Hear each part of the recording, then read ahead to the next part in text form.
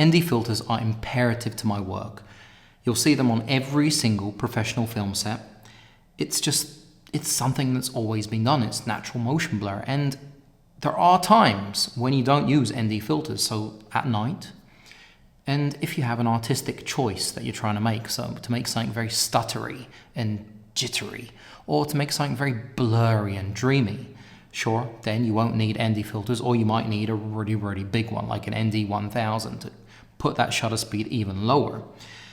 These from Freewell are absolutely fantastic. You have the all-day pack, which is the ND 4, 8, 16, 32, 64, and ND 1000 for long exposure photos. And they're really nicely made. They have no weird color casts, and they're easy to put on. Hopefully they can make a tropical pack with an ND 32, 64, 128, and 256. They also have the bright day pack, which has a CPL in it, as well as an ND 4, 8, 16, 32, and 64 with no long exposure one. So these are hybrids. They have a H and a V for horizontal and vertical. And they also have a UV filter, which you can use instead of the original one. It's a lot wider and it basically looks nicer. Today we're talking about why you need ND filters, really. And it's not for a shot like this, because this doesn't have much movement in it. Sure, it's a super sexy shot, and that's my favorite chimney in the world. I've circled it, orbited it a million times. But we forget that a drone is a flying camera, and a lot of people who fly drones, they like to fly them 200-300 meters in the air, looking straight down. A drone is more than that. Now, I have ND filters on my drone all the time, because I'm flying low, I'm flying high, I'm flying sideways, I'm looking down, and whether I'm flying past an object or an object is flying past me, I need natural motion blur.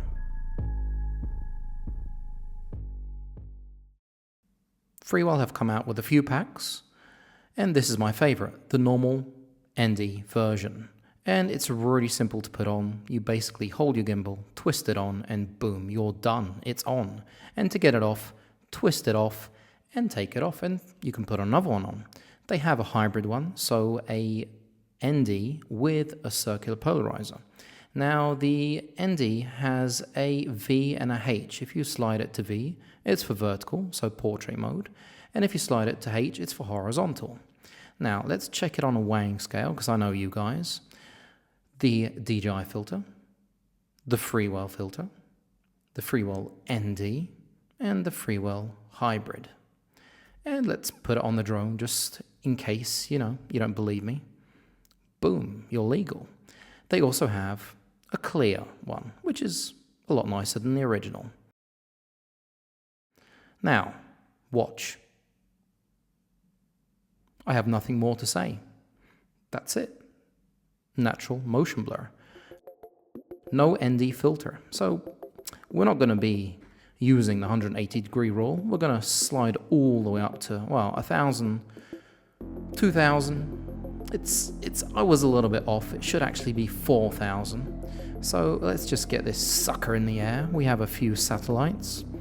And what I'm going to do is I'm going to show you without my hand flapping around the screen, which is actually an excellent example, as you saw.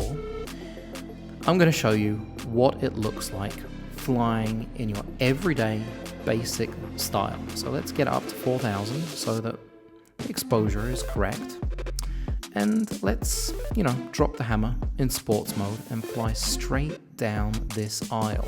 It's a little bit dangerous, so don't do this at home. But yeah, it looks so sharp, my eyes actually hurt. I'm going to stick on the ND64, and I'd just like to say, Freewell, I wish there was 128 and a 256, because at f1.7, these in full sunlight are still not enough. I found myself having to go to 1/100 a few times at ISO 100. So let's get this in the air again and drop the hammer. You're going to see a huge difference. And basically what it's called is natural motion blur. I'm following the 180-degree rule, which means things look a lot faster. Just look at the ground, look at things I'm passing. It looks like Superman's flying. If we put these next to each other, you can instantly see the difference.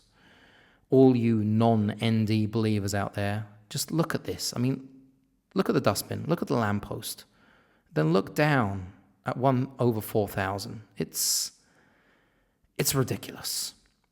I have NDs for every single camera and lens I own, from action cameras to drones to professional cameras. ND filters are the foundation of our work, and it's not going to be needed on an image like this. This is with the hybrid, by the way. It doesn't need an ND filter. But there are so many times when I fly fast and not slow like this, because this has no movement. It doesn't matter if you're 1/4000th or 1/50th. But the second you get down, the second you're flying past something, ND filters are needed. But there are times I like to creep, you know? It's wonderful. And there are times I do it slowly, and there are times I do it at breakneck speeds. So for me, filters are part of the camera. I like to mix it up. I hope you do too. You're going to find a link for all of these down below, and if you do purchase them, you're supporting my channel. You're not paying anything more.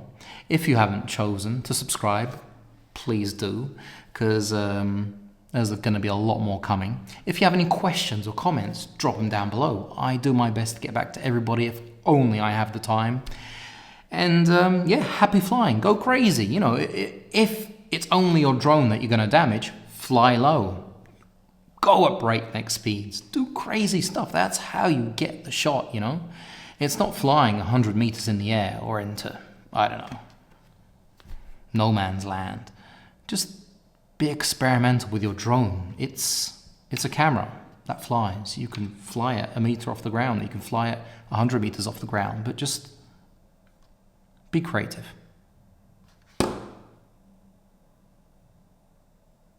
I'm still here. I am.